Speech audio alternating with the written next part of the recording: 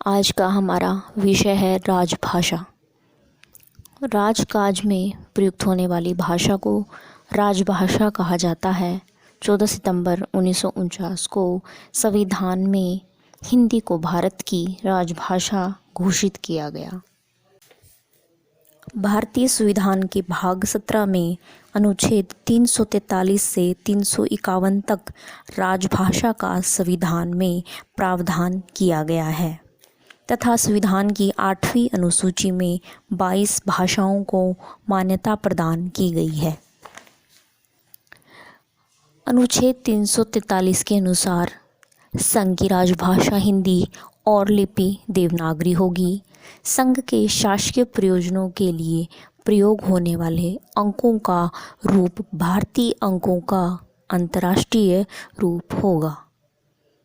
खंड 1 में किसी बात के होते हुए भी इस संविधान के प्रारंभ से 15 वर्ष की अवधि तक संविधान के उन सभी शासकीय प्रयोजनों के लिए अंग्रेज़ी भाषा का प्रयोग किया जाता रहेगा जिनके लिए उसका ऐसे प्रारंभ से ठीक पहले प्रयोग किया जा रहा था। इस अनुच्छेद में किसी बात के होते हुए भी संसद उक्त 15 वर्ष की अवधि के पश्चात विधि द्वारा अंग्रेज़ी भाषा का या अंकों के देवनागरी रूप का ऐसे प्रयोजनों के लिए प्रयोग उपबंधित कर सकेगी जो ऐसी विधि में विनिर्दिष्ट किए जाएं।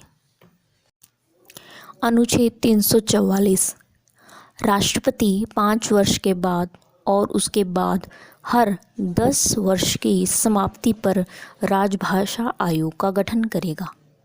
आयोग का यह कर्तव्य होगा कि वह राष्ट्रपति को निम्नलिखित के बारे में सिफारिश करे: शासकीय प्रयोजनों के लिए हिंदी का अधिक से अधिक प्रयोग, शासकीय प्रयोजनों के लिए अंग्रेज़ी के प्रयोग पर निर्बंधन, उच्चतम न्यायालय और उच्च न्यायालय की कार्यवाहियों में और संघ की और राज्य की अधिनियमितियों के उनके अधीन बनाए गए अधीनस्थ विधान के पाठों में प्रयोग की जाने वाली भाषा, संघ के किसी एक या अधिक विनिर्दिष्ट प्रयोजनों के लिए प्रयोग किए जाने वाले अंकों के रूप।